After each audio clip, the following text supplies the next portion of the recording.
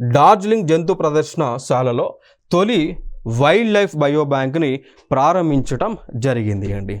Clear ఇక్కడ. So bio bank అంటాం.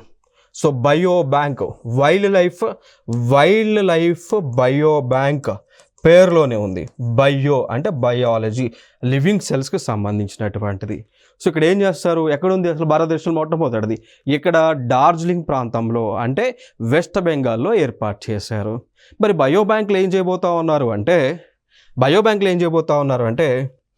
ఈ అనిమల్స్కి సంబంధించినటువంటి సెల్స్ని అదేవిధంగా టిష్యూ శాంపిల్స్ని భద్రపరుస్తారు.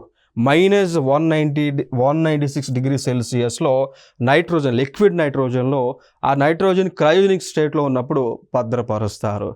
అట్లా భద్రపరిచినటువంటి సెల్స్ కానీ టిష్యూస్ కానీ 40 నుంచి 45 ఇయర్స్ వరకు అవి పాడవకుండా ఉంటాయి. మళ్ళీ వాటిని రీజనరేట్ చేయొచ్చు అండి.